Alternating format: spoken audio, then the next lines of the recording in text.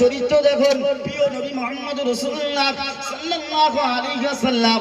আল্লাহ পাকের রাসূল আমার একদিন যুদ্ধের ময়দানে সফরে বেরিয়ে বললেন, যুদ্ধটার নাম হলো গুতফান।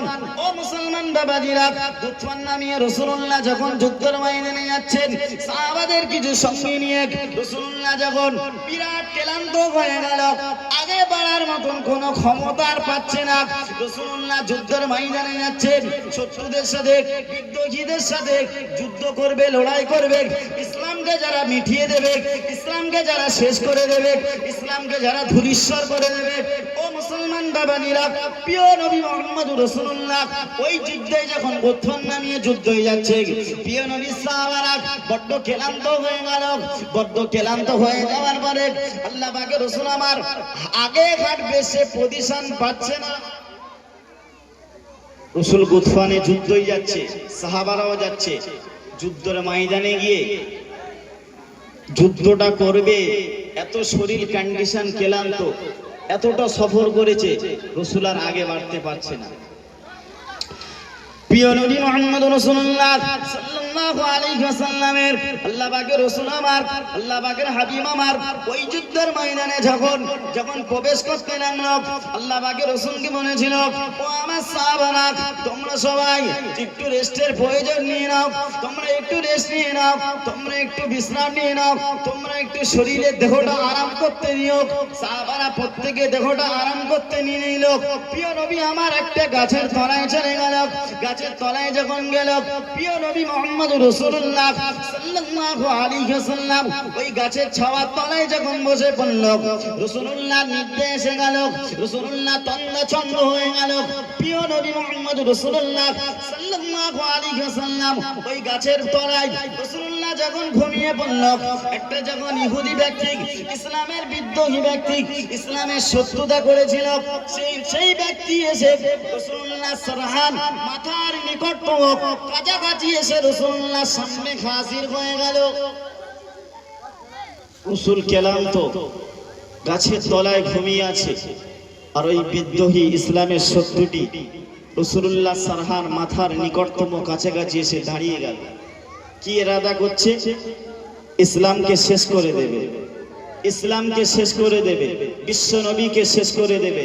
এইরকম ইরাদা করছে যে রাসূলুল্লাহ, আমি যে একটা উলঙ্গ তলোয়ার নিচে, এই তলোয়ারে আমি বিশ্ব নবীকে শেষ করে দেব।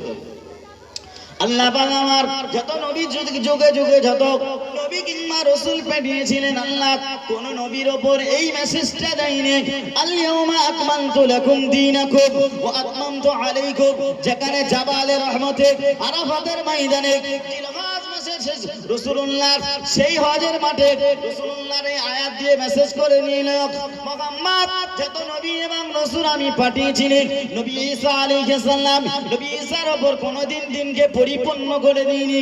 নবী মুসা আলাইহিস সালামকে পাঠালাম, নবী মুসারকে আমি দিনকে পরিপূর্ণ করে দিইনি। নবী ইসহাক কিংবা ইব্রাহিম কিংবা ইসমাইল কিংবা যত নবী পাঠিয়েছিলেন, কোন নবীর উপর আল্লাহ দিনকে পরিপূর্ণ করে দেয়নি। শুধু আরাফাতের ময়দানে জাবালে রহমতের কাছে রাসূলুল্লাহর উপর কোরআনের আয়াতটা যখন নাযিল করে নিল, আকমালতু লাকুম দীনাকুম, সূরা মাইদার যখন এই আয়াতটা যখন নাযিল করে দিল, আয়াতে জানিয়ে নিল, আজ তোমাদের জন্য তোমার দিনকে তোমার জন্য পরিপূর্ণ করে দিলাম।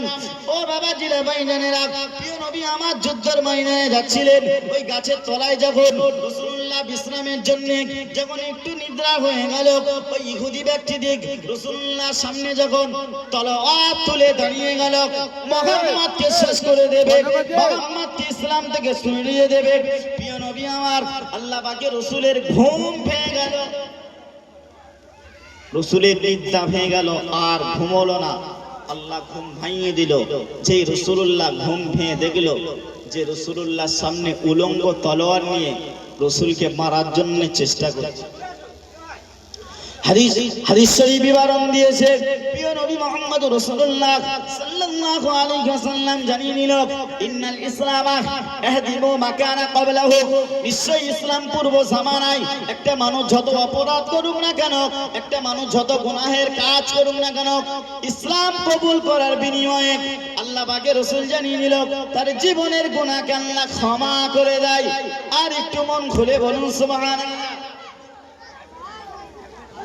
যখন গুতফানের যুদ্ধ যখন প্রবেশ করলে ওই যুদ্ধের ময়দানে প্রিয় নবী মুহাম্মদুর রাসূলুল্লাহ সাল্লাল্লাহু আলাইহি ওয়াসাল্লাম যখন ওই ইহুদি ব্যক্তিটি রাসূলের সামনে তলোয়ার তুলে বললেন, তোমার আমি আজ দুনিয়া থেকে বিদায় নিয়ে নেব, বিদায় দিয়ে দেব, তোমার ইসলাম আর শেষ হবে যাবে, ইসলাম দ্বীন কোরআন হাদিস এবং তুমি কিছুই প্রচার করতে পারবে না।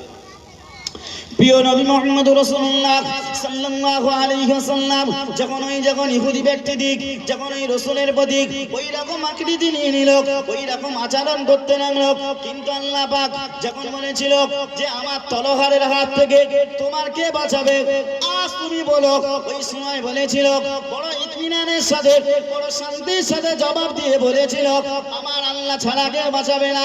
সঙ্গে সঙ্গে ইহুদির ব্যক্তিদের হাত থেকে তলোয়ার কেঁপে কেঁপে পড়ে গেল। প্রিয় নবী মুহাম্মদ রাসূলুল্লাহ সাল্লাল্লাহু আলাইহি ওয়াসাল্লাম যখন ওই তলোয়ারটা নিয়ে যখন বলেছিল বলো এবার তোমার এই আমার হাতে যে তলোয়ারটা দেখছো এই তলোয়ারের হাতে তোমার কে বাঁচাবে, বলল তুমি যে আমার বললে যে তোমার তলোয়ারে কে বাঁচাবে, এবার তুমি বলো আমার হাতে তলোয়ার আমার হাত থেকে তোমার কে বাঁচাবে। ওই সময় এক বাক্যে ওই ব্যক্তিটি বলেছিল আপনি বাঁচাবে।